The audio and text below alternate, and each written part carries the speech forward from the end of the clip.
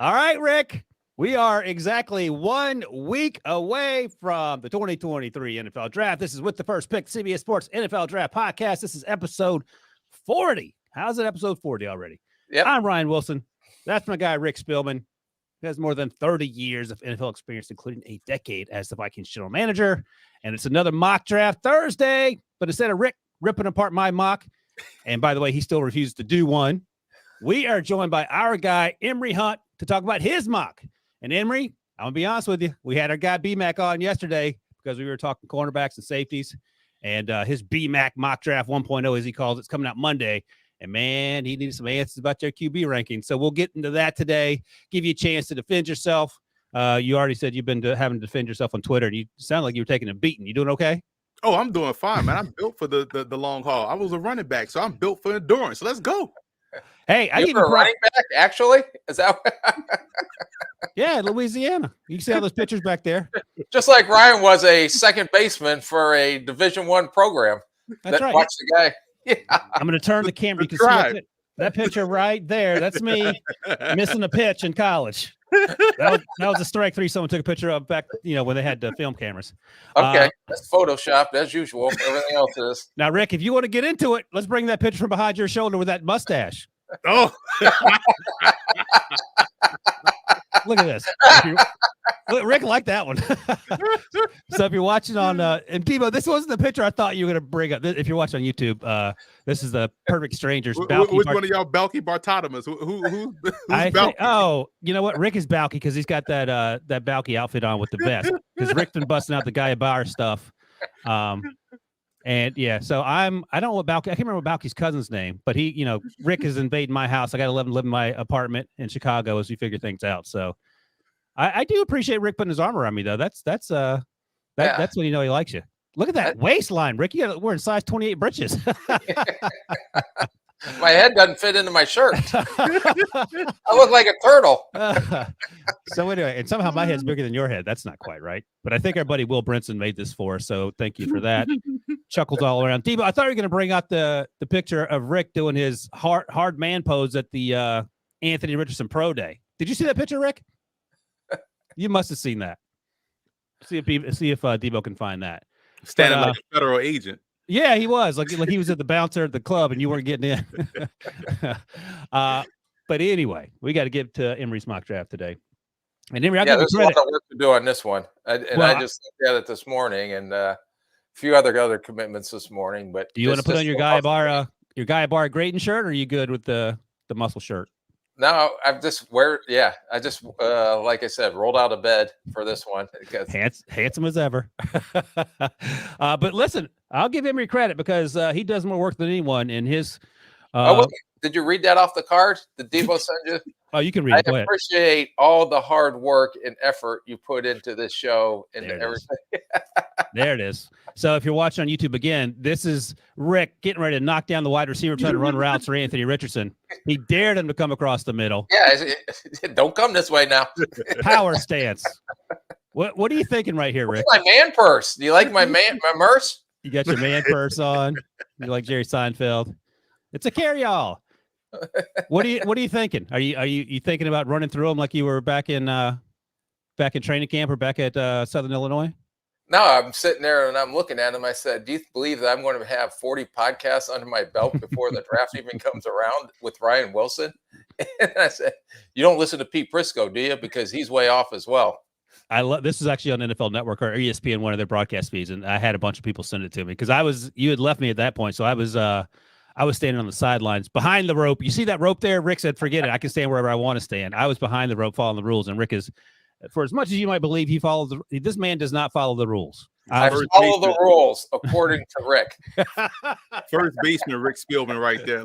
Yeah, he's trying to break up too. All right, let's get into this thing.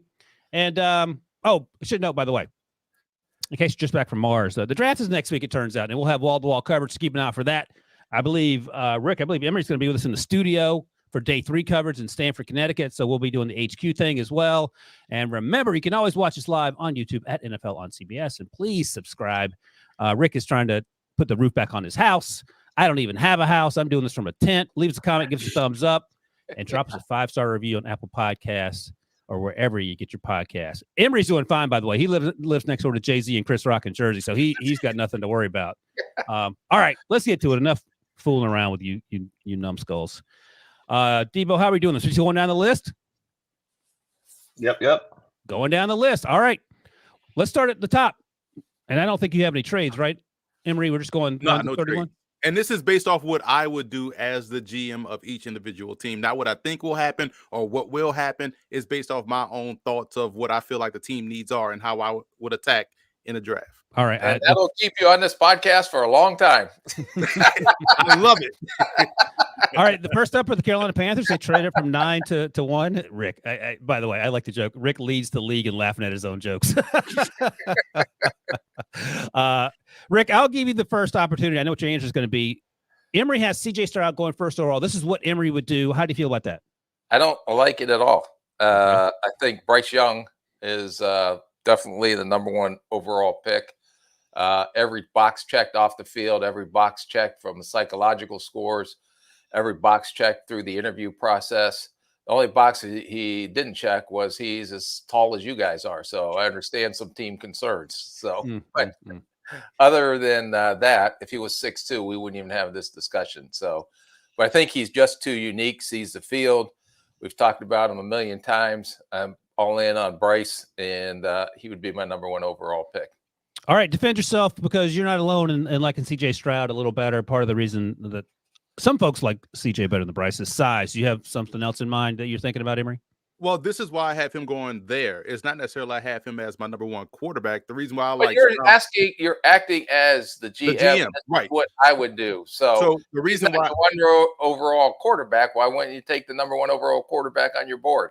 Because if I'm putting on my GM hat, I like the fit that we have constructed here with the coaching staff and the staff in general. Jim Caldwell, Frank Wright. You also have Josh McCown. McCown is a little bit of an outlier because he was a little bit athletic, but you talk about guys that develop pocket passers. Who's the best pocket passer in the class? It's going to be CJ Stroud because of his accuracy, because of how he manages within the pocket. I like Stroud as a better fit for our Carolina Panthers. Your Carolina Panthers. Your Carolina Panthers. How we use the word "our." Well, I have my GM hat on. He's Scott Fitterer, man.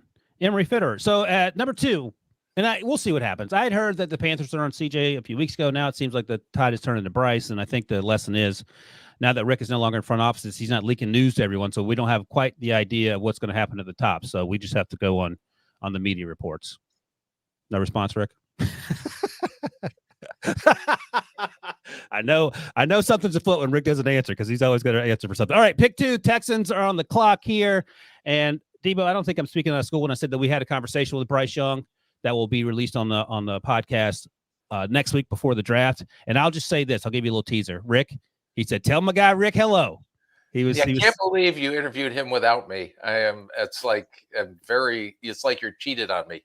That's my guy, and you cut in and kind of like are blocking me away from my guy. And I was bad-mouthing you, too, because I wanted him to like me more than he likes you, but he likes you a lot. All right, Texans, number 2, Emory. What are they going to take a quarterback, and who are they taking? They're taking Bryce Young, and the reason why I went with Bryce Young here is because if you're Houston, you have to find a way to re-engage, reignite that fan base. And I think the Houston Texans on paper, on both sides of the ball, have an underrated roster. So they need someone that has a steady hand, and they need someone that has played in big games that can bring a little bit of that magic they had with the Deshaun Watson, someone that's able to win off script and do things creatively to kind of get that fan base back engaged. And Bryce Young, to me, makes the best fit here for Houston. And Rick, if I'm understanding you correctly, you would go Bryce 1, CJ 2 if you're making these picks? No question. What about the reports again? Reports, so we don't know how truthful they'll be. We'll find out in a week that Houston isn't on CJ at number 2. Should Bryce go number 1? Are you not buying? I'm selling that rumor. You have to take a quarterback. You said that before, right? If you're Houston. Yeah. How can you not take a quarterback? There's only opportunity. Hopefully you're not picking 1 or 2 again next year. You may not be there. D'Amico will be there, but the GM may not be there. Yeah. So you better take a shot at your guy when you have an opportunity. Well, so far, this is pretty conventional, Emory. I'm expecting some fireworks here. Let's see. At 3, you have the Cardinals taking Will Anderson, which Rick's been on board with that for months now. New GM, years. That's right. If you ask Pete Prisco, the payments have been coming for more than 12 months. So that's why Rick has been on Will Anderson. But new GM, new head coach. You don't want a controversial player there with any sort of off-field baggage. And Will Anderson is a great dude. So let's go to 4, where the Indianapolis Colts are also a team that desperately needs a quarterback. Will Levis, Anthony Richardson still there. Who are you taking? I am taking Anthony Richardson. And the reason why I think Richardson is a perfect fit for Indianapolis, Shane Steichen just left from Philly with Jalen Hurts. You look at what Richardson has at his disposal here in Indy. Very good offensive line, elite running back in Jonathan Taylor. I think when you pair Taylor with a mobile quarterback, he's likely to have a higher yards per carry average than he's had in his career. And what if I told you Florida's receivers dropped everything known to man that contributed to his 54% completion percentage? So what if I was to add, a Michael Pittman Jr., and Alec Pierce, a tall tight end in Jelani Woods, behind a very good offensive line and a great running back? I think this is an ideal situation for Richardson to get in and play early and get his feet wet early and then get better as the season goes on. I think this would be the ideal fit for him. So that's why I went with Richardson. Would you start Gardner Minshew to begin the season, or are you just throwing him out there? Absolutely not. One of the knocks for Richardson is he needs experience, and you can't learn anything from a guy that you're better than right now on April 20th. So get out there, learn under the fly, sink or swim. And again, we can help you grow slowly because you have the athleticism and because you have great talent around you. The Indianapolis Colts can compete right away in this division if they are able to grab Anthony Richardson, in my opinion. So, Rick, 2 questions. Are you taking Anthony Richardson here? And do you agree with Emory of the opinion that you just throw him out there day one and see what happens? 1, yes. I think you do take Anthony Richardson for all the reasons that Emory stated. 2, I would make sure that I wouldn't make that determination until I went through the OTAs into the training camp to see if he's ready or not, because you don't want to throw him out too early and then he becomes like one of them hunting dogs that looks great. Then all of a sudden he hears a shot go off, and next thing you know, he's in a rabbit hole when you're digging him out and walking him 2 miles back to the car. Not that happened to me in my life, but it was a miserable experience. You just want to make sure before you throw him to the wolves that at least he is ready for the wolves. I didn't know you were a hunter and that you had hunting dogs. Did you train I did it. That was my only hunting trip, and I didn't shoot anything. The only thing I did was carry a hunting dog back that was gun shy. Oh, I was going to say, because that's hard to train those dogs. So that I was going to delve into that. We picked up a dog out of the pound and thought it was going to be a hunting dog, and the reason it probably was in the pound because someone put him in there because he couldn't hunt. Right. So it became a great family dog. Never went hunting again. Yeah, that dog is actually pretty smart. He's like, look, man, I don't want to do this. So I'm going to act like I don't know what I'm doing, and then I'm going to lay. Well, he knew what he was doing. He went right down the damn rabbit hole, and I'm sitting in there trying to dig him out of the rabbit hole and carrying him 2 miles on top of my shoulders, and he weighs about 90 pounds. So you had to carry him because he was frightened?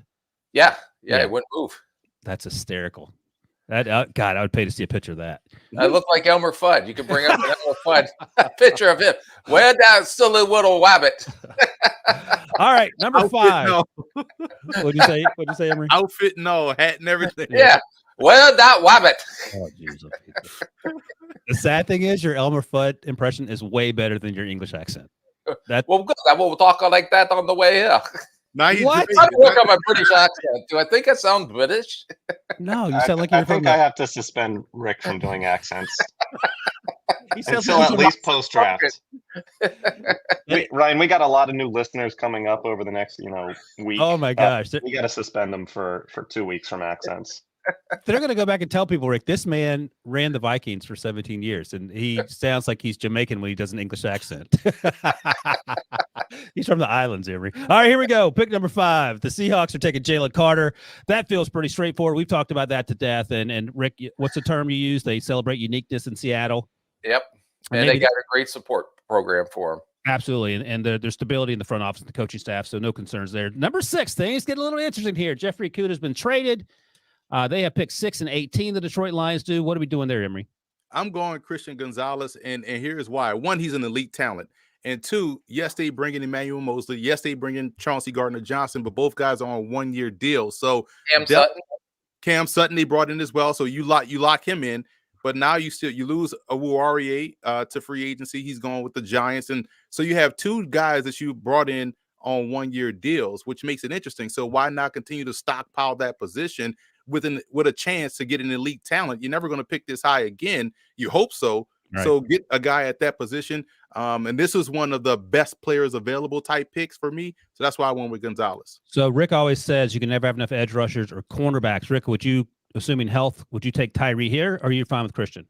No, I would definitely probably look at the defensive end too, because after that defensive end goes, then what's next? You got the edge guys or 2-point guys that stand up, except for Miles Murphy. But I think so. You would definitely, that'd be a tough one to pass on, knowing that you can probably swing back. You have another first-round pick that you can swing back and still get a potential Deonte Banks or someone like that. So, and then in this scenario, though, the only thing that I would bring up in a meeting is Gonzalez, who I love as a football player. Weatherspoon, I couldn't turn the tape off because he was just too fun to watch. Gonzalez is bigger. Weatherspoon is more physical, in my opinion, and especially in run support. This dude tries to knock you out. I compared him yesterday on a show to not the same stature, but to the same tone setter when I was with Antoine Winfield Sr., because he was a tone setter on defense, and it's rare that you get a corner that's a tone setter on defense. And knowing Dan Campbell's personality, Aaron Glenn's personality, would they maybe lean towards Witherspoon just because of how not only he can cover, but how physical he is? Although I recognize Gonzalez's talents as well. You'd win with either one, but I'm just trying to think now. I'm Detroit. Dan Campbell wants knee biters, and Witherspoon is definitely a knee biter in my opinion. But would you agree, Rick, that both these guys have a chance to be top 10 picks, Christian Gonzalez and Devin Witherspoon? No question. All right. So that's the conversations we've been having for weeks here, Emory. But obviously, Christian Gonzalez is a great football player. You think that Deion would have made him transfer if he was still Colorado? Nah, he would love Gonzalez, man. Because he was like making a lot of guys leave. All right, number 7, the Raiders on the clock here. They taking the quarterback because they may need a quarterback at some point. What are we doing? My thought process for the Raiders is, hey, I'm not forcing a quarterback pick here, especially if I don't think the guy that everyone wants to put here, based on how the draft fell, is worthy of 7th overall pick. I'm going back to the cornerback well, and I'm getting Devin Witherspoon because selfishly, I love the fact that he's a physical corner. And a part of me wishes they were still playing in Oakland, because that Oakland crowd, he would feed off that with how physical he is making these tackles. Vegas is getting that way, but I love the fact that he fits the Raider MO, and I can probably get my quarterback, who I think is better anyway, in a good part of round 2, or maybe trading back into round 1 to say I would put Hendon Hooker with the Raiders in round 2. So that's why I went corner in round 1. Here's my comp for Devin Witherspoon for the Raiders, Rick. Lester Hayes. How you like that? Love it. What'd you say? No. Stickies. Yeah. Sticky hands in the carry. You can't beat that. This man put the whole can of Stickum on his own. Like, bro, you didn't just use a little bit. Like, you put all of it out there. Yeah, I mean, he used it as eye black. He had it on his pants. He had it on his forearms. All right, pick number 8. The Falcons are on the clock here, and I mean, they have needs everywhere, primarily on defense is what you see happening in a lot of these mock drafts. Emory's going in a different direction. Rick, what are you doing here, Emory? Jackson Smith and Jigba. I couldn't listen. The Falcons have done a fantastic job in free agency across the board on both sides of the ball. You want to see what you have in Desmond Ridder, who finished the season really well. Let's kind of foster that growth in his development, adding another weapon. So now you have Jackson Smith and Jigba. I almost went running back here, but you have Jackson Smith and Jigba. Gracious. You have Drake London. You have Mr. Pitts out there as well. Yep. And you have Algier, who's a good foundational back. Listen, this would be a very good offense that can compete in a questionable, up in the air NFC South. So I went receiver here based off what they did in free agency. I thought they did a phenomenal job. This team is going to be a sleeper team in 2023. You're right. They did do a lot. They got Jesse Bates. They got David Onyemata to play in the middle. Calais Campbell has a year left, maybe 2 years if they're lucky. So, Rick, let me ask you this, because we haven't talked a lot about wide receiver at 8 for the Falcons. Emory talked about Drake London, but then the other starter penciled in right now is Matt Collins. And slot Scott Miller. I mean, what are we doing here? Frank Darby out of Clemson didn't play a whole lot when he was in Kansas City, and there's not much depth behind them there. If you love Jackson Smith and Jigba, is 8 too early to take him if you need defensive help too?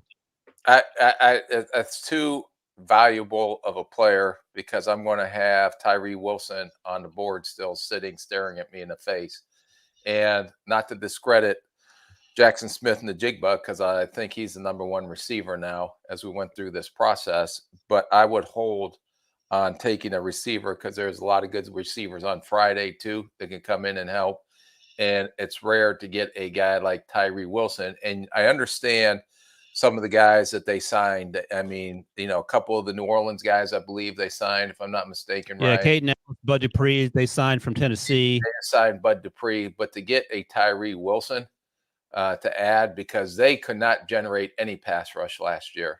And they need as many pass rushers as they can get. They're a little bit under pressure this year to start winning. Now they were in it last year, I to the end, but it was a very weak NFC South division. But to pass on a potential perennial Pro Bowl edge rusher, that's a hard one for me to swallow. So clearly, if Jackson Smith and Jigba is there and Tyree, you're taking Tyree Wilson, the edge rusher at Texas Tech. What if you have your pick of the cornerbacks, Christian Gonzalez and Devin Witherspoon, or Tyree Wilson? Are you still taking Tyree? I'm taking the rusher because there's not the depth falls off quicker at the pass rush than it does at the corner. Okay. So I'm definitely taking the pass rusher. All right, fair enough. Pick 9. Chicago Bears on the clock. They traded down from 1 in real life to 9 here. Stockpile some picks, which they need to do. So, Emory, we've heard a lot about Tyree Wilson. That's Rick's guy. They need help along the offensive line because Justin Fields was running for his life. What are you doing here? Yeah, but they did some good things in free agency, bringing some guys in that could help foster that growth. And I also look at their defensive line and said where they're getting pass rush from. They are not the Falcons, in my opinion, and what they were able to add. So this is where I put Tyree Wilson. I think he is someone young, still developing, nuance as a pass rusher. I think he's a better 5 technique than he is rushing off the edge as a 7 or a 9. So you can grow and develop him within that role, but he could start right now for you up front because they literally have no threat of a pass rush. So I went Tyree Wilson here for Chicago to help build that defense. Their defense is the reason why they lost a lot of those games last year. They couldn't get pressure, couldn't turn the ball over, couldn't stop anybody. This goes a long way in helping them rectify that issue this season. Rick, I'm guessing you're okay with this because you've been talking up Tyree Wilson the last few picks, or do you want to take Paris Johnson? Yeah, no, I can't believe that Atlanta just passed on Tyree Wilson. So I know I need offensive line help, but they've been very proactive. I think they've done a great job in free agency, putting the weapons around, trading for the DJ Moores of the world. And, they signed Nate Davis, a guard from Tennessee that will help solidify the front. DeMarcus Walker, they signed an edge, Tennessee, but you got to take the pass rusher. And I can't, if I'm the Bears, I would turn that card in 9 minutes and 58 seconds remaining on the clock. The league won't announce it till under 5 minutes. But that's to me this is a no-brainer pick.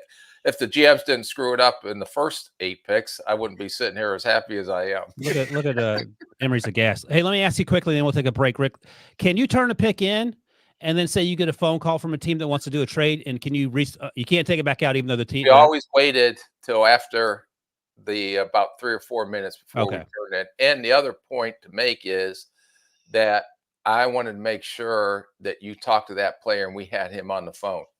Okay. Because I wanted to make sure that he was alive, that he still had all his limbs. Nothing had happened. Hey, proof of life. Imagine if you drafted a guy and you can't get him on the phone. So we had our scouts for a week straight call every player on our draft board, 270 of them or whatever it was, to make sure we had the right phone number, where they were going to be on draft day. And we would start calling them just knowing that, hey, we're going to draft you, we're going to call you.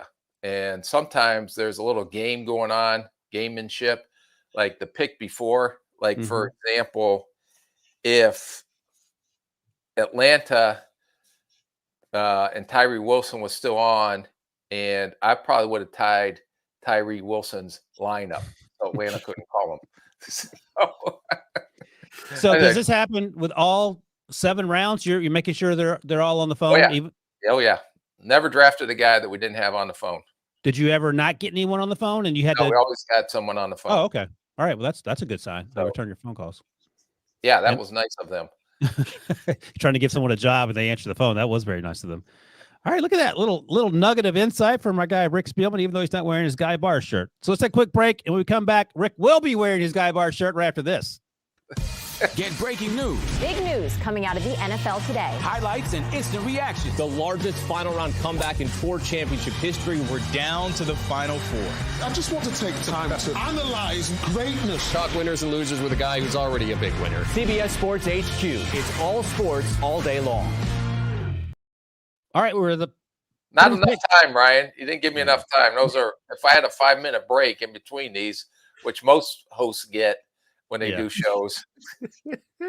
Plus, you got to peel that T-shirt off because it's pretty tight, Rick. All those curls you've been doing. So I understand that you don't have your wife to help you get it over your head. It's my squeeze ball. All right, we've got through picks 1 through 9 for Emory's latest mock draft. Because it's mock draft Thursday. We wanted to pick 10 here. Emory, you have them taking Miles Murphy. And I'm going to start with you, Rick. Is this too early for Miles Murphy, who is 6'5", 275, but a little raw? Little raw. Worked out. His numbers confirmed that he does belong in the first round because this is one of the players you haven't heard a lot of buzz about. But I think teams do like him. They like the potential upside in this kid. So Eagles do need edge rush help. I would see them definitely probably going this way unless there was a safety or somebody out there. But to me, it's too early for Branch. So I'm going to be okay with this pick. Emory, your team running back and no Bijan consideration here at 10. This is where Emory Hunt, the GM, has to calm down Emory Hunt, the scout. Lock him in the closet.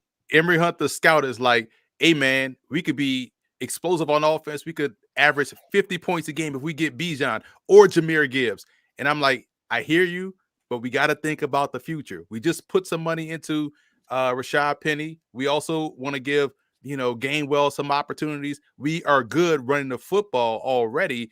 I hear you. Let's maybe wait till 30, but we do things differently here in Philly. We like to build on both sides of the line of scrimmage. So let's take a look at the defensive line. Graham can't play forever. Let's get a guy that's, a good pass rusher, good run defender, sets the edge rather well, and help us continue this dominance on both sides of the line of scrimmage in the division.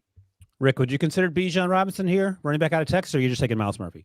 I'm going to give a teaser since I learned that in a seminar that we'll be talking about that scenario coming up later in the show. Look at that. Look at this guy. Look at that. All right. Take that, Debo. Was that a good teaser? Debo's refusing to talk because he wanted Bijan as an Eagles fan at 10. He's mad at you, Emory. All right, pick 11. The Titans are on the clock. Peter Skoronski at Northwestern. This feels like a pretty good fit, and we've talked about this. So let's go on to pick 12 because pick 12 is an interesting one, Rick.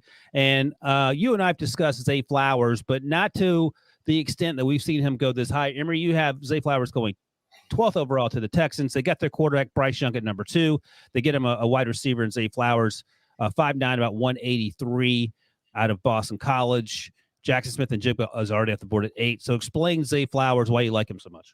I love him, man. This is a kid that reminds me personally of the explosiveness part of it and in every direction of Tyreek Hill. Don't say that. But when you look at the reason why I went 12 for him, because they just lost a guy that seems to get traded every 4 years in Brandon Cooks, who's legit a stud. Hey, let's replace Brandon Cooks with another version of Brandon Cooks. They need someone to take the top off the defense. And I feel like Flowers can not only win at the intermediate level of the field, but he can also win deep down the field. He's a catch and run guy, explosive guy. And I love the fact of drafting a young quarterback and getting him someone young to grow with and develop with and throw to, which is why I went with Zay Flowers. Yeah, Rick, I said it on the podcast last week or so that I've heard that Zay or Jackson Smith and Jigba have a chance to be the first wide receiver drafted. What do you think about this? Because I know you think Zay is inside only. Yeah, my biggest concern, I love him as a football player. I'm not even questioning that. He was the only thing they had on offense, and even every ACC team defense that played against him still couldn't stop him, and they didn't even have a good quarterback. So I can understand the talent level here. I don't see the speed of Tyreek Hill in this kid. That's one thing I disagree with. He is fast, but he's not Tyreek Hill fast. And but I would probably have leaned a little bit maybe in a different direction, because Zay Flowers, are you drafting a guy this high? This, in my opinion, is going to be a slot. I don't think he can play outside versus the corners in this league, and I could understand the return potential that you're getting with him. But do you take a slot receiver this high? That's the only question I have. With returnability too, but just to qualify there, but I get what you're saying there. Pick 13, the Jets. I'm assuming Aaron Rodgers will be there at some point. I don't know when that's happening. Rick thinks it'll happen over draft weekend. We'll find out together in a week, 7 days to the draft, Rick. Rick, I'm going to start with you because... Please don't do this, Emory. So they drafted Mekhi Becton a few years ago. Big offensive tackle out of Louisville. I don't know if he struggled with his weight. He struggled with injuries, and he struggled with his weight. Okay. Yeah, so we're going to take another big struggle with your weight guy. That's fine. So Dewan Jones, right tackle out of Ohio State, with Paris Johnson Jr. and Broderick Jones still on the board. Rick, tell me what you're thinking. If you're another team, then you see this happen, and you need an offensive lineman. Where are you at, right? If you're sitting next to me, we're going like this, high-fiving. All right, we're doing the high five virtually. I don't understand when they need a left tackle. Why wouldn't you take the two best left tackles on the board? Because me personally, I believe in Mekhi Becton, so I will bet on him. We took him in the first round. We took him high. Let's let him grow into that left tackle position. Let's let him not literally grow. Well, not yet. Don't grow anymore. He's lost weight. So he looks great. So I like, okay, let's see if this works out for him. And we could potentially kick Max Mitchell, who played at the University of Louisiana, kick him down inside to right guard or left guard, move him on to the other side left guard, because we got Elijah Vera Tucker there, as well. And now we put another wall on the right side, and he could plug and play right now. And therefore, we have solidified our offensive line. I almost went with Paris Johnson, but because he's a left tackle, I was like, hey, man, I'm going to believe in Mekhi Becton. A lot of invested in him. He's lost weight. He looks good. He's talking the right way. He's doing a lot of good things. And so let's bet on him one more time. And therefore, we could play with Max Mitchell, who's a versatile offensive lineman. I want to get a right tackle specific guy. So that's why I went with big Dewan Jones, who's not quite Flozell Adams, but doggone, he's close to it in terms of size. Flozell, the hotel. Is that too much uncertainty for you, Rick, with both Mekhi Becton and Dewan Jones? I just, potentially made a mistake with the Louisville offensive tackle because of weight issues. And I just soured on this kid when we were at the pro day and heard all the rumors about his eating habits. Dewan Jones, you mean? Yeah, Dewan Jones. And the guy, while Paris Johnson and Whippler are sitting there busting their rear ends going through the pro day drills, and then offensive line coaches take them to the end zone while the other drills are going on and continue to work them, and they don't drop, and they just keep wanting more. And then I see Dewan Jones there standing in a sweatsuit just watching people, and that just drives me crazy. And then he shut it down after the first day at the Senior Bowl, had a really good Senior Bowl day one practice, and then shut it down again. So I have concerns. There's red flags for me personally on this player. I did like his tape. I'm not going to say I don't like his tape, but I don't trust to take another guy with a similar red flags that Becton had when he came out of Louisville. All right. What we got here? Oh, there's Rick in the actual draft room. Look at that. During COVID, his hair looks great. Rick, your hair looks fantastic there. Look at that. Flawless. Yeah. You and Coach By Zimmer. the way, just like the Viking little thing on the back. Yeah, I'm about to say the logo. So if you're watching on YouTube, Debo dug up a Zoom shot from the draft in, it must be 2021. Is that right, Rick? I can't remember. Yeah. Yeah. 2020. 2020? Oh, that's right. The 2020 after everything shut down. So that's Coach Zimmer. And who's in the bottom left there? That's Jamal Stevenson, my college director. Oh, nice. So that was a good draft. That was the Justin Jefferson draft, right? Yeah. This is the moment that they found out that a certain franchise selected Jalen Reagor. So this is Rick's face when Emory's picking Dewan Jones and he wants Paris Johnson Jr. So that's the actual look. No, my look is what Jamal's doing right now. That if I was with the Jets and Emory was the GM and they just took Dewan Jones. There he is. That's my son Ronnie coming in, getting some TV time. Yeah, look at I love it. Oh, that's from one of the videos that we did that you shot. Man, good times. All right, here we go. All right, Emory. So in your defense, I get it. Also, be glad that Rick treats you better than he treats me, because he would have made me cry if I had taken Juwan Jones with that I pick. don't make you cry. I just try to help. All I Rick- am a self-esteem builder on this Oh podcast. gosh, I'm a working actor that builds self-esteem. Not only for my leader, my quarterback of the show, that does a fine job and really works hard to put this off, but also all our distinguished guests that come on. Yeah. I just build the self-esteem. That's what I do. I also like to say, Emory, that if Rick were a doctor, his bedside manner would be such that you would just jump out the hospital window after he comes across you. Get better. Get out of here. You're taking up space. Suck it up. Oh my God, it's a broken leg. Put a cast on it, wrap it, and you'll be fine in 2 months. Rub some dirt on it. Get out of here. All right, pick 14, the Patriots on the clock. You got him picking our guy, Paris Johnson Jr., that we've been talking up. That's a need there, so that makes sense. And then at pick 15, the Packers need wide receiver help, but they refuse to draft him in the first round. But you have him taking Michael Mayer, the tight end, out of Notre Dame. I'm assuming this is your tight end one, or is this a fit situation? No, it's my tight end one, and he helps push DeGoria down to more of an H-back, fullback role. Right. I like the young talent they have at receiver. Samari Toure, a young guy growing into the role, was dominant at Montana, was dominant at Nebraska. You have what you have in Christian Watson. You like what you have in Romeo Doubs. Let those young guys eat a little bit. And the Packers clearly have a type at receiver. If you're long and lean, they love you out there, but they needed help at tight end. And I like the fit here, plus the player, I think, is a home run. Pick 4, Jordan Love. Give him another safety blanket underneath.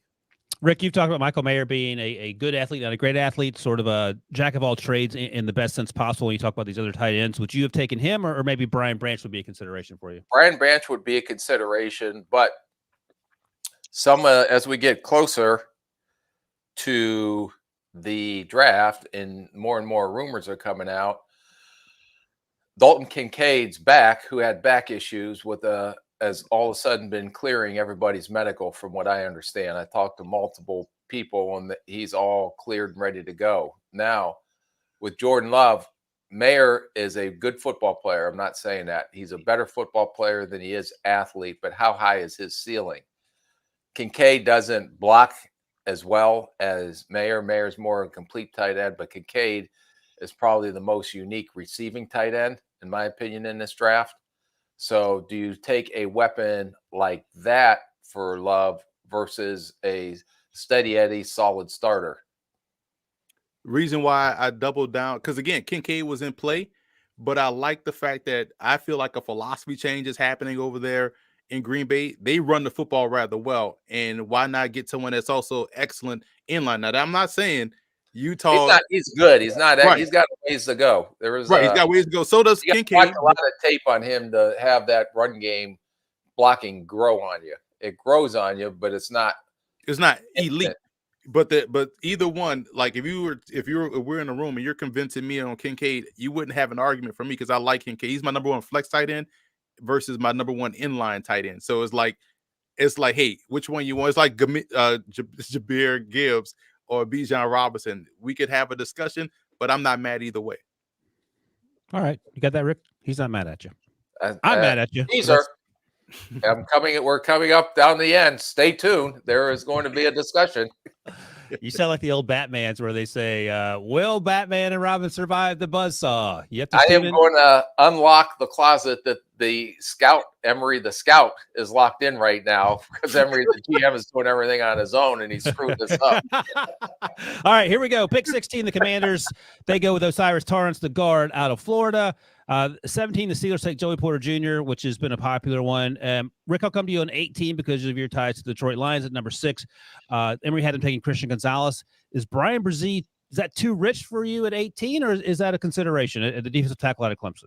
I think it's what you look at. If teams are going to be discussing, what are we getting? Are we getting the Brian Brzee pre-injury and pre-tragedy that he had to go through? He's still young. He still has tremendous upside. So I would make that a consideration, since I already screwed up and took the corner instead of the there it is, Tyree Wilson, the pass rusher. So I'm going to try to make up for the mistake I made in the top 10 and try to address the defensive line. All right, there you go. He likes to pick. Did you think about maybe Nolan Smith, edge rusher here? I did, but I like what they have on the roster, man. I'm Yeah. a big John Kaminsky guy. I like what they have in James Houston rushing the passer. So they have some options. I want to strengthen that interior. And Brian Bresee is versatile enough to where he can play any one of the techniques on the interior. And also, I think has some potential as a power rusher off the edge. All right. I like it. Brian Branch goes 19 to the Buccaneers, and I think that makes a lot of sense. Obviously, Rick's a big Brian Branch guy, as am I, and clearly Emory is too. 20, the Seahawks take Nolan Smith. Previously at 5, they took Jalen Carter. Rick, how do you feel about a Jalen Carter Nolan Smith reunion in Seattle? Yeah, no, they need edge rush, so they just took care of their two biggest needs on the defensive line and cornerstones that they can build on for a long time. So they took care by getting Jalen Carter on the inside, and then now they get an edge rusher that they desperately need. So they filled two needs with this draft. Thing is, so far, Emory, your draft has been pretty stock. Like in terms of you haven't done anything crazy yet. So let's see if we got anything crazy about to happen here. Pick 21, the Chargers. Austin Eckler wants out. Bijan Robinson's on the board. You got him taking Julius Brents, the cornerback out of Kansas State. I've liked Julius since the fall. I've encouraged Rick to come around on him. I think Rick has because of the long arms and not this come around. I didn't come around this far. Not this far. So why do you have cornerback going here for the Chargers instead of Bijan, for example, which would be like it feels like a huge get, or even Dalton Kincaid? I love the length of Brent and what he brings to the table. And now you could get someone out there that could press. You also have Mr. Ball Magnet over there and Asante Samuel Jr. And I just feel like they have to continue to get better on the corners. I like those two. Now you get your safety back and everything. So you got a good secondary working there.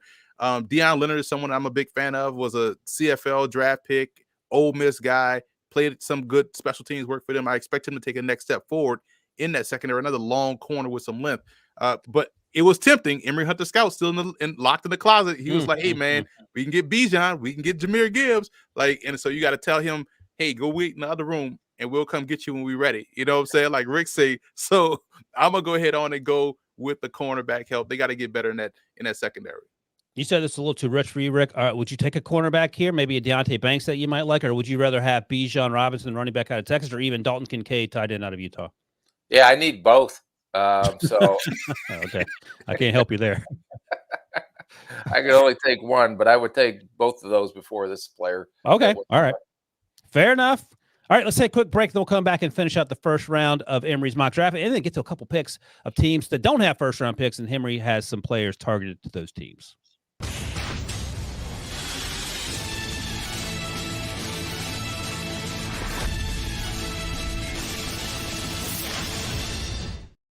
All right, we are back to do the final third of Emory's first round mock draft Thursday here on With the First Pick podcast. That sounded official there, Rick. All right, pick 22, the Ravens are on the clock. I think defensive back help is a pretty common theme in Baltimore, and it's a kid out of South Carolina, Rick, but it ain't Cam Smith, who has been talked up for much of the pre-draft process, more so in the fall than as we get down the stretch here. But his teammate, who wasn't talked up so much in the fall, but had an explosive Senior Bowl and then tested off the charts, ran into 4.3s. He is tall. He is fast. He's a great teammate. Players, his coaches love him. He's great on special teams. Darius Rush is somehow made his way into the first round. This is where we went left, Emory went right in terms of getting crazy on us. All right, Emory. Here's why. Think Richard Sherman. This is a guy that played receiver. Okay. And, now he's still a neophyte in terms of playing that position. I love the fact that he can press. I love the fact that he has elite ball skills. And I love the fact that he got better each and every time I watched him on film. And to me, he just fits the Ravens' MO. He looked like he liked fighting. Give me those guys all the time, right? And so, and when you look at what he does well, it's the length and it's the press skills. And so I feel like when you need someone that can turn the ball over, he's that guy. I like Stevens, but Stevens was a former running back turned cornerback, so he's still growing in that role for them. But they need someone that's a legit corner. And I'm gonna gamble on the upside of Rush, especially coming off what he did at the Senior Bowl, using that instinct of a wide receiver to help him out in coverage, matching routes, and then turning the ball over. And then when you go back and watch him on film and understand that he was a former receiver, to me, I don't understand why a lot of people are not looking at him as a first rounder, especially at this part of the draft. No, Rick and I sat in the stands and watched him 3 days of the Senior Bowl, and each day he got better in those practices. But I'll ask you this: if you're talking about ball skills, because this may be Rick's question too, why not just go with Emmanuel Forbes, who is 6 feet, almost 6'1"? He is 166, ran in the 4.3s, 13 or 14 career interceptions, including 6 pick sixes. That's for you, Amber. Yeah, go ahead. Sorry. Because I feel like Forbes is better in off coverage. We know the Ravens love to play a lot of press. They want to play zone too. But I feel like, and I know Forbes is not afraid to tackle. He throws that 166 in there and run support completely. So I love he throws Forbes. his bag of bones in there, even Exactly. though he's 166 pounds. Right. It's not his fault he's built like a lowercase L. He gets in there and get busy, right? So I love that about him. But I like the fact that Rush gives you a little bit of everything, plus the upside, plus the size difference. Even though I feel like size is not a skill, I like his game more. I think it's a little bit more well-rounded than Forbes. All right, Emmanuel Forbes, Deontay Banks out there, Rick, and the Ravens are taking Darius Rush. You okay with that, or? I'll let you. How many shows have we done? All right, you're not okay with that. I was trying to give you a tease. He's not okay with that, unless he's the Vikings, who pick at 23, and the Vikings are going to take cornerback Deontay Banks. They have needs there. Pat P is now in Pittsburgh. Pick 24, the Jaguars take Broderick Jones. This feels like a great fit. I don't know if Broderick Jones will be there, but they need offensive line help as well. The Giants get Rick's favorite player on planet Earth, not named Bryce Young or didn't attend Alabama, John Michael Schmitz, the center out of Minnesota, wrestling background. Rick, is that too high for a center in this draft, even though we'll probably have 4 guys go top 50-ish, maybe top 75? No, because I think these guys, him and Tippmann, who I like Michael Schmitz better than Tippmann, have flexibility to play center or guard. So that gives them some added value, where a Weiler at Ohio State, to me, is a center only. Yep, Luke Whippler at Ohio State. Whippler, I'm sorry. That's okay. Shortest arms, smaller frames, just barely 6'2". I think I'll double check on that. And then let me ask you this, Emory, because Quentin Johnston's still out there. The Giants have some needs at wide receiver, although center's the biggest need. Did you consider that here? I didn't. I'm at. No, he just said no. He just said no, Rick. Because I'm at whatchamacallit. I'm at Giants training camp and OTAs all the time. And I like what they have on the roster already. They're getting Colin Johnson back, 6'5" guy to Texas, who was going to be a starter last year, but got hurt during the joint practice with the Jets. I like the Mekhi Polk kid, who was the leading receiver in the SEC when he came out in the draft. He's on the practice squad. He was developing last year as well. They get Wan'Dale Robinson back. They sign Darius Shepard back, who has great rapport with Daniel Jones. They also go out and get Darren Waller, who's another receiving threat at tight end. The Giants have options. And so I feel like with the way receiver class is, they can get someone in round 2 or round 3. But I feel like their depth is pretty much stacked right here. And Johnson didn't move the needle enough for me to usurp that center pick. What are you laughing at, Rick? Because he's speaking with forked tongue. What do you say? How? Huh? You're speaking out both sides of your mouth. You have 2 different opinions. You just told me, well, you can get good receivers in the 2nd and 3rd round. That's why the Giants didn't go here. Yet in Houston, when they took Zay Flowers, they have other needs with better players, but you took Zay Flowers because you said there wasn't enough. I like the eliteness of Zay Flowers, and I like the depth of the Giants receiving core more so than Houston's receiving core. And it sounds like you don't love Quentin Johnston either, sounds like. Oh, Quentin Johnston is a good receiver, but I feel like Giants have a need at center, and that's an issue for them. And that interior pressure really frustrates Daniel Jones or any quarterback. So they really have to solve that need immediately. They can't wait on to try to play the draft game to get a guy that's just as good or maybe slightly downgraded than Michael Schmidt. So yeah, and we've seen John Michael Schmitz go in this spot to the Giants at 25. Pick 26, the Cowboys are on the clock. Now you're locked in the closet at your facility. Is Jerry Jones in there with you when they locked him in the closet so he wouldn't take Johnny Manziel in 2014? Because I think you guys snuck out and you took Bijan Robinson here. Needs at tight end, maybe on the defensive side of the ball. Bijan, it makes sense on a lot of levels. I get it. But just with the Zeke Elliott stench still in the air, and no disrespect to Zeke, but just that he went so high and didn't play like Adrian Peterson, for example, why are you taking Bijan here? Here's the reason why. And when people talk about you're not supposed to take a running back in round 1, you're supposed to take the great ones in round 1 because, again, you get that 5th-year option. And then at the end of the 5th year, you decide whether or not you want to extend the guy or go back in the well if there's another great guy in the draft. Bijan is a great guy, great talent, and helps ease the pressure of trying to rush Tony Pollard back and gives you a significant 3-down player that can help you down the field in the passing game and also as a game breaker, as a runner. Now, tight end, I'm willing to let Jake Ferguson do his thing. I'm willing to go into the draft later maybe in round 2, and there are some guys and get a tight end, but there's only 2 elite running backs that I would take in round 1. Yep. And this is one of them. All right, Rick. So Bijan Robinson doesn't feel like a stretch here. I just think the history of Jerry Jones drafting running backs in the first round might still be a sour taste in fans' mouths. Are you okay with this? Yeah, I mean, he's too good a player to pass up. Yeah. He should have been gone way before this. I almost took him with Washington quietly, and I almost took him. Obviously, I told you guys with the Eagles. You gonna say something, Rick? I'm writing that. No, I'm writing these notes down because I got point counterpoint coming up pretty soon. Oh, here we go. All right. 27. The Bills are taking wide receiver Quentin Johnson, who we just talked about.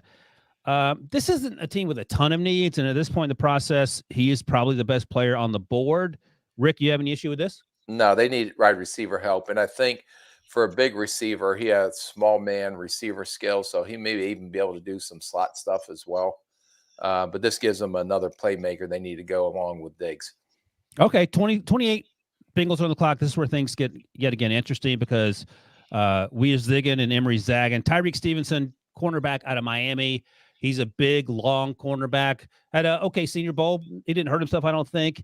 Why do you have him here? Oh, gosh, Rick just got a hairball there. Why do you have him here instead of our guy, Emmanuel Forbes, for example, or maybe some of the other cornerbacks that have a chance to go in round 1? I just feel like Stevenson is a well-rounded corner, man. He fits the mold of what corner is supposed to look like, right? And I just love the fact that he's able to play well on both ends, man or zone, press or off, and does a great job in driving on the football and leveraging the ball, pressuring the ball, doing everything that you want your corner to do. And it's hard to overlook the 6 pick sixes and the double-digit interceptions that Forbes has. Right. But at the end of the day, you look at what Stevenson does on a down-to-down basis, and I'm a big fan. I think he gives him a solid cover guy out there in Cincy. All right, Rick, go ahead and comment, and maybe another position if you think maybe tight end might be an option here or somewhere else. You go ahead and comment on this one. Oh, you have something. Why do I got to be the bad guy all the time? You embrace that role. I embrace the evil villain on the podcast. I'm going to start calling you Balky Spielman because you're Balky Bartholomew's too. I got to remember the name of his cousin. I can remember what my name is. All right. No, I get it. I get the need. And maybe again, and Rick, you talked about this on a previous podcast. The top 150 guys are probably pretty similarly ranked. And then things get crazy once you get to day 3. This is clearly at the bottom of the first round. And I'll be honest, Emory usually, as I mentioned, zags when we zig. So this has been pretty boilerplate in terms of conventional for Emory. So I'm not too upset with the pick. I would have taken Forbes. I get the need, the position. I understand. I would have taken. I'm getting double teamed on this one. I would have taken Forbes here, or I would have taken Dalton Kincaid or Luke Musgrave. Alternatively, I have Stevenson going late day 2, maybe early day 3. But what are you laughing at? So you're agreeing with the pick, yet you have him maybe late day 2, early day 3, and I don't know if it's Emory the scout or Emory the GM, whichever one came up with this idea was the position of need. I get. Like I don't agree. I wouldn't have taken. Are you telling me that Stevenson is as good a player at his position than a Kincaid is at his position, or an Emory Ford is at his position? Yeah, Emmanuel Forbes. No, here's the thing. Forbes. But I think he's better than Forbes. I do think that. Oh, okay. But in terms of tight end, like, I mean, we got Jamar Chase. We got T. Higgins right now.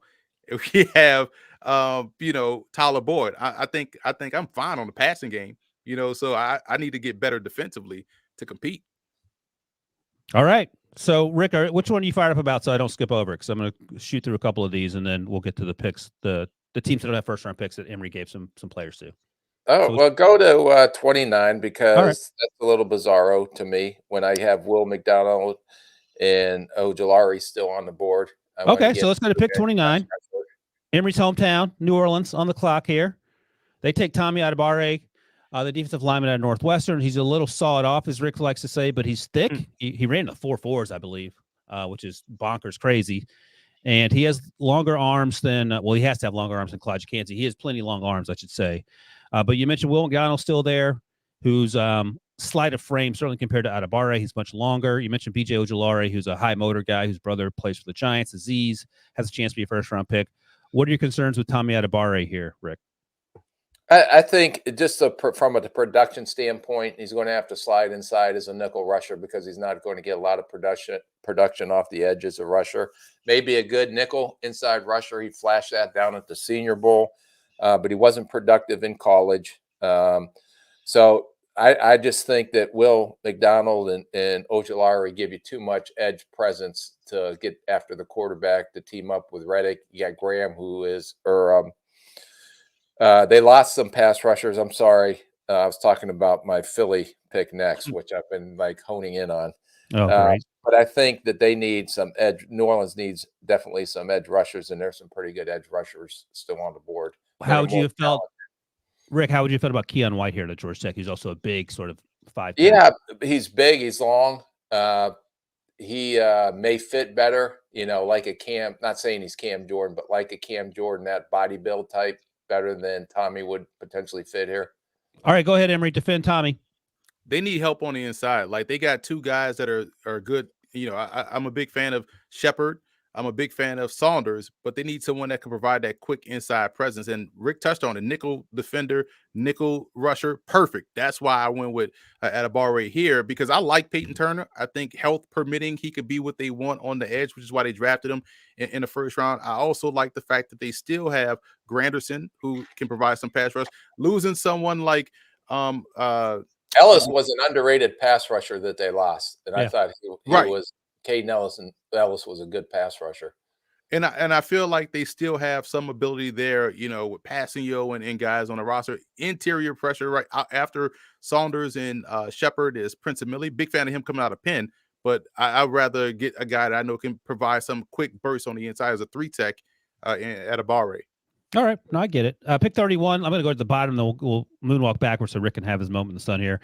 The Chiefs at 31, the last pick in the first round, take Darnell Wright, right tackle out of Tennessee. That would be a steal, I feel like, if he were there for them and fill a huge need, especially if Jawan Taylor, who they signed from Jacksonville, is indeed going to play on the left side. So at pick 30, Rick, the Eagles get their second first-round pick. At pick 10, they took defensive end Miles Murphy. At pick 30, they're taking offensive tackle Anton Harrison, and you were fired up about that because why? Because we're going to lock GM Emory in the closet and bring out Scout Emory and run the rest of the draft here at this pick. You've just been building up these running backs. You have Jahmyr Gibbs, and you didn't take him at the you took Miles Murphy at 10. Now you have an opportunity to take a guy you love that could definitely help them, and all the stats and all the points that you made earlier on why our offense would be explosive if we had Bijan Robinson or Jahmyr Gibbs, who you have ahead of Bijan Robinson, which is a head scratcher, but that's just a whole nother podcast. But take Jahmyr. Why wouldn't you take Jahmyr Gibbs here when you've just been making the whole case for him over the last 45 minutes? Glad you brought that up, Rick. As the GM of the Philadelphia Eagles, looking at I locked him in the closet. This is a Scout Emory out now. Here's Scout Emory telling you why. Because listen, as sexy as it would be to get running backs, let's hold out hope that Rashad Penny is healthy. He's explosive too, combined with Gainwell, who has a better feel for the run game than what we just left go out the door than Miles Sanders. Well, let's go back to the offensive line. We have to continue to be an offensive line, defensive line factory. So I'm a big fan of Anton Harrison. I think he does a great job using his hands. He does a great job in a run game, which is what we need. Lane Johnson has been a little bit banged up, but he's still a stalwart. But you need help behind. You need depth behind that swing guy. And what if, you lose Mailata for a couple of games, banged up or whatnot, and the depth drop off. So this is improving the depth, getting another good talent, because guys can't play forever, man. And as hard as the running back scout and also the GM who's locked in the closet to pass on Jahmyr Gibbs, but let's say that a guy in Rashad Penny is healthy and hasn't lost that exposure. I know that's a lot of ifs, ands, and buts. You're doing a lot of ifs, ands, and buts. Who, right, with your roster right now, you just gave the quarterback a few dollars to going to be there the rest of his career, and you have a very good football team, and you got an extremely talented football player, who's going to help you win games next year? More? Gibbs or Yeah, definitely Gibbs. But again, yes, it's a year-to-year league, Rick. As a former GM, Rick, I am appalled that you don't understand that you have to build for multiple years. But in all seriousness, I kind of buck my own thought process here and say, you know what? Let me go and get the offensive lineman. Let me get the offensive lineman. Let me rock with this offensive lineman. And again, let me get Jahmyr Gibbs and go win a championship next year, and then I can rock an offensive lineman later. Clip this off and play that, and let that just resonate around so people can say exactly, I follow what Rick is talking about. Take the running back and go win championships. But the reason why I went Bijan with Dallas, and this is me being Jerry Jones. Not only it's a need, but hey man, he's from Texas. I'm thinking marketing. I'm thinking selling more jerseys. I'm thinking expanding. I'm thinking of closing off that big bright light that flies in the team's eyesight when they're going to the north side of the field to fill it in with more seats because we got Bijan. We're trying to get the first 200,000 seat stadium. So that's why I took Bijan instead of Gibbs, despite having Gibbs ranked higher than Robinson. All right, Debo, let me ask you as a resident Eagles fan, at 10 with Miles Murphy and then at 30 with Anton Harrison, are you okay with that, or would you rather have Jahmyr Gibbs? I'm going to flip it. I'm going to take Peter Skoronski at 10, solidify that offensive line a little bit, maybe on the interior, and eventually Kelsey leaving. You slide Cam Jurgens over. And then I'm taking Gibbs at 30. Let's go win a championship. How do you feel about that, Rick? Is that okay? Yeah, but I don't know if Cam can play guard. I think he's a center only. Well, all right. Well, Debo disagrees. He's locked in the other closet, so him and Emory can play telephone with the cup and the string on it. With the string, talk to each other. All right, here we go. Let's talk quickly about some of the players you gave to teams that don't have first-round picks. Rick, you'll be glad to know that Emory gave the Dolphins Jahmyr Gibbs, presumably in round 2. I can't imagine. I think they have a second-round pick. They don't have very many. They have 4 picks total. But I want to talk about the Rams. I know they have pick 36 here, Emory. I'm assuming this is where they get Hendon Hooker, the quarterback out of Tennessee. I love what you did in your mock, Ryan, because it makes a lot of sense. Number one, he's a really good quarterback, and they need depth. They have right now no one there. Obviously, they have some guys there, but still, they need someone that's young. They don't have a lot of draft picks, and I know Hendon Hooker is not young, but he's someone that can play 10 plus years because of his age and also the position. And at the end of the day, they have what? I feel like they have 28 people on their roster. They need guys. You know what I'm saying? They need a quarterback. They have no special teamers on the roster as we tape this. It's insane. So I feel like this is a pick that makes the most sense for the Rams to do and grab Hendon Hooker here in round 2. You okay with that at 36, Rick? Yeah, I think Hooker's going to go in round 1, though. So if you're the Rams who have historically, at least in recent years, not been afraid to trade away picks, would you trade into the first round to potentially get them? No, I don't know if they have they may. I don't know how much ammo they have left. Yeah, have to go to the future. I know they accumulated some with some of the trades they made. But if Hooker was there and he is sits behind Stafford for a year, and then you get an opportunity to start building for the future, I think you can build a future with a Hooker at your quarterback position. All right, we're more than an hour in, so if you want to see the rest of the players that Emory has going to teams without first-round picks, check out his mock draft on CBSSports.com. Emory, thank you for joining us. Rick, you can write Emory your apology letter, or do you want to read it now? You want to read the respect letter right now? I respect all the hard work and effort and energy that you guys put into this to come up with your mock drafts. It is truly impressive on how the deep thought process is to come up with such bullshit. Oh, Debo! Love it. I love it. Keep it in there. Keep it in there. You got to keep it in there. Well, we're live. Emory made Rick curse. Oh, Debo just took his wig off. Scouting. Debo took his toupee off and threw it against the wall. He's going to get in trouble for that. Oh, Debo, I'm sorry. All right, that's it. That's a wrap on episode 30 before Rick says some more bad words. It's a family show, Rick. Remember, give us a thumbs up if you're watching on YouTube. Subscribe to the podcast. Leave a 5-star review. Thanks, as always, to our guy, Potty Mouth Rick Spielman. Thanks to Emory for joining us. Thanks to Debo for producing. And thanks to all you guys that are out there for watching and listening. We'll be back next week. It's draft week. See y'all.